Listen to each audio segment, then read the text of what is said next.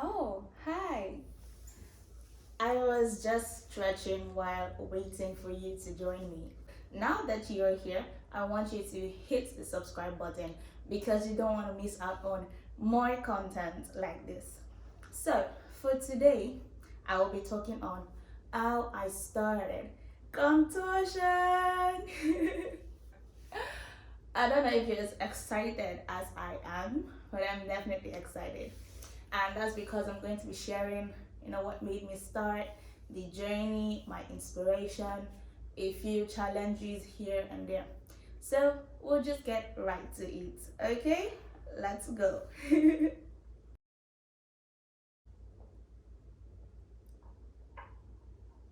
All right, welcome back. All right, so how I started contortion. Um, it all started in 2014. 2014, I was in SS2, senior secondary school 2. So, one blessed day, I was trying to do an um, assignment from school, and then I was using my mom's phone because I didn't have a phone then. So I was browsing the internet with my mom's phone, and I came across a picture of a woman doing a chin stand. I'll just show what a chin stand is. So she was doing a chin stand, and in my head, I'm like, this lady wants to break into two, no doubt, because there is no way she's not going to break in half. Like, what? But, anyways, I was like, okay, this is one of a kind, this is rare, and that is what I want to do. So I delve deeper, I check out, okay, what exactly is she doing, what is it called, and I realize that it is called contortion. Contortion is it's an art rather, an art of extreme flexibility. So I realized that is what it is. So I go on checking, how to become flexible, how to be a contortionist, stretches to do, to become flexible. So that was like literally how I got introduced to contortion. No one told me about it at the time.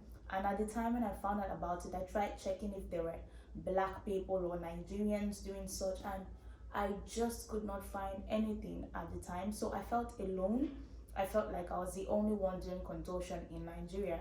That was not true. It took me a while to realize that, okay, we're actually many, literally. But at the beginning, it was so lonely. I didn't know what to do right. There were times that I would try. You remember the chin stand you saw like a while ago? Like when I was still learning that chin stand, there was a time I cracked my entire like chest region. I could hear cracks in like different parts of my chest, my spine, my back, everything just like, and I'm like, it was very painful, but nobody sent me a message. So I just breathe in, breathe out, focused on what I wanted, and continued working towards it.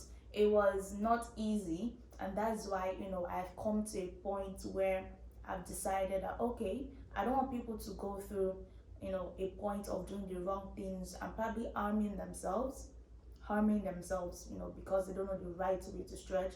And that's why I made my own flexibility coaching outfit, which is Body Movement Co. So that aside, 2014, after I started learning and everything, around that period, in church, I used to go to Next Gen Teens Church of City of David, and then we had this summer camp every year. So we'd go to camp, our CCG camp, and then we just have like a weekend with God. So every time I went for this summer camp and we had talent show competition, I'll just look at myself and look at other teenagers and feel like I am talentless. I have no gifts whatsoever. Lord, why did you make me without any gifts? Look, she can sing. Look, he can dance. Look, he can rap. Look, they can play the instrument. But me, Young girl had nothing at the time, though. So, I grew up, from having that kind of mindset, and it was something that really pushed me to wanting to really go into contortion, because I felt like if I could just have my hand on something that is unique and rare, then people would see that I am also talented, right? It did work. So, it came to this fateful summer camp. I actually did my first performance at summer camp. So it got to this summer camp. I think it was like 1 year after I trained. I was training consistently every day, back to back, after I come back from school. Sometimes 2 hours, sometimes 3 hours. I used to stretch for long periods then, because I really wanted, to get my game on. And then, like, my splits were so terrible. You guys actually have to see this here. And it was so difficult going further from here. It's just now that, I can go all the way. Glory to God. But, I'm just trying to show you how it was at the time. I was not flexible at all.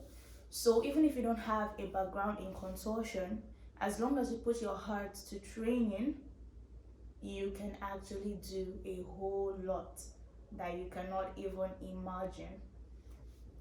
But that aside, so my flexibility grew over time, through months, through years, and seeing the progress personally encouraged me, so I continued going deeper. So at summer camp that year, I took pop socks from my house. I took a tank top, because I decided I was going to show them what I've got, and they were going to take it, whether they like it or not. So I got to summer camp and I was nervous. Whenever I'm nervous, my fingers are like really cold. My fingers were like ice block that day. I was so nervous. It was like my first time coming out in front of a crowd to do anything. So I did what I had to do, what I rehearsed at home. And thinking about it now, my flexibility level then was terrible, terrible, terrible, terrible. But my church, the teens church, the teenagers, the teachers, they were actually encouraging and supportive. They're like, wow, Mayowa, that is so nice. Where did you learn it? You really did great. And actually won, for my category. I won the dance category. So it was like very encouraging for me that period. And that's the thing about life. Whenever you're learning something, it might be difficult and might be painful, but those little doses of glory, appreciation that you get, it's really what keeps you motivated. So one of the challenges was having to cut down on some things I eat, devote time to stretching. I was doing a whole lot at the time. I was going to school. There was final exams. There was university. Throughout university, I was still also doing the same thing. Right now I'm 7, but during all that period, it's like my 8th year now. Throughout my schooling period, I was still stretching. There were times that I wasn't stretching as much as I should. I was just doing what you'd call a maintenance stretch. So basically that was how I started, and that's how I did my first performance. And like my first paid job was like after 2 years of training. A whole 2 years. I don't think anyone has that such patience or that much patience right now. But it took me 2 years to get my first payment as a contortionist. It was with some other group of contortionists. They're all males. Yeah, we do have male contortionists. You think only females can be that flexible, but trust me, some males are way more flexible than even female contortionists. So I was with a group of other male contortionists, and I think the payment then was 30,000, and 30,000 was a whole lot then, like about 7 years ago. It was a whole lot then. But anyways, that was how I started contortion. And then I started dancing after 2 years. So I started dancing in 2016. But even my dance was not so strong because I always grew up with the notion that I'm a terrible dancer. I'd hear people say, oh, Mayowa, you lack rhythm. Mayowa, you're a terrible dancer. Mayowa, your body movements are like this wide apart. So like I just felt like I couldn't dance. So even when I was trying dancing out, I really didn't put my heart to it. But anyways, it was so difficult to dance because I was focusing. I felt I was focusing on the wrong type of dance. So eventually in 2017, I joined another dance group, and that was when I found out about contemporary and ballet.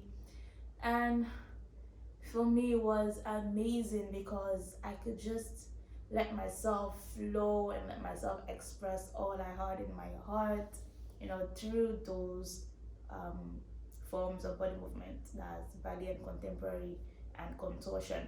When you combine them together, it creates magic. Yeah, it creates magic.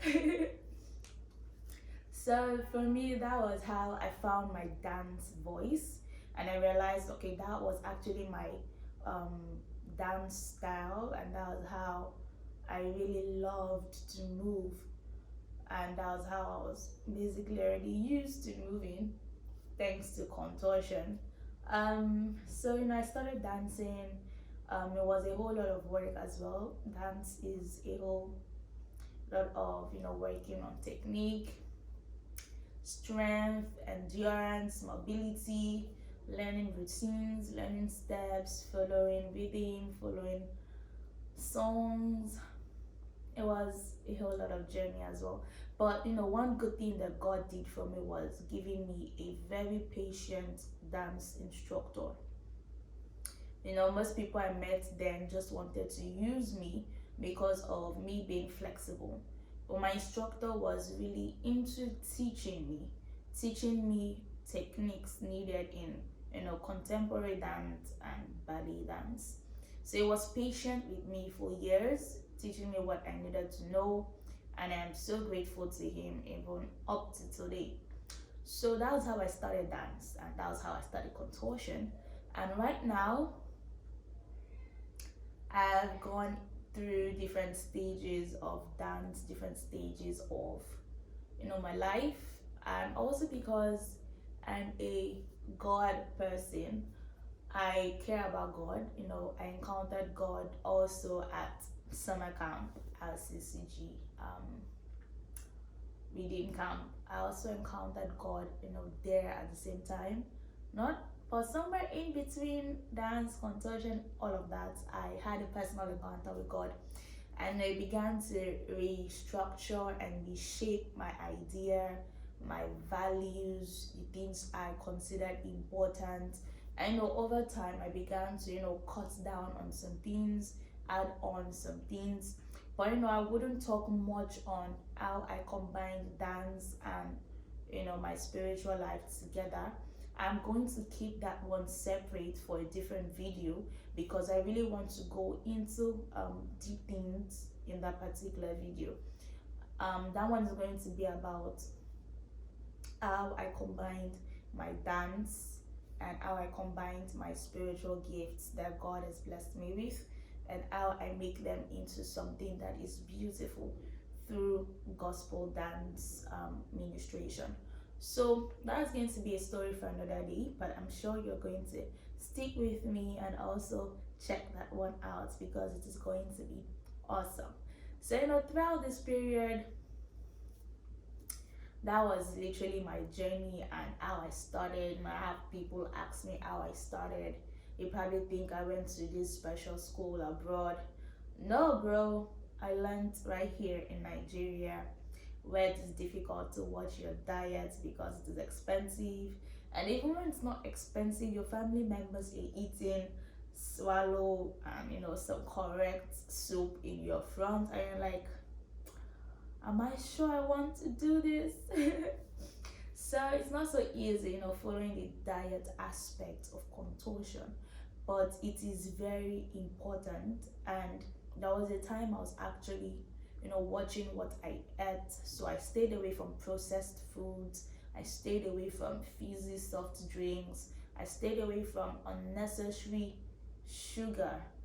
And my weight, it's not like I lost weight, but when you just feel lighter. For example, if I do a handstand, I would like literally feel myself feel lighter than usual, because I all those excess luggage in my body system, it was like just cleansed and cleaned out, so I could actually carry myself better. So dieting plays an important role. It might just be a tad bit too difficult in this part of the world. So practice correctly. Practicing correctly can help you scale through unnecessary delay. It can help you cross hurdles and limits faster.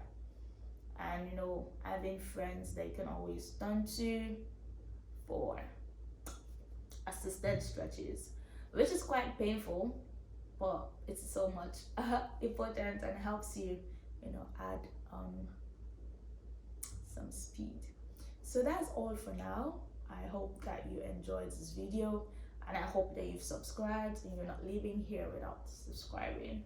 You can leave a comment about something that you resonated with, or something that resonates with you, something you found intriguing or interesting, or any questions that you have to ask that I didn't specifically mention or I didn't talk about elaborately enough. You can just ask in the comment section and I'll definitely leave a response. Thank you for joining. I love you all so much. I'll go right back to stretching. Take care. Bye.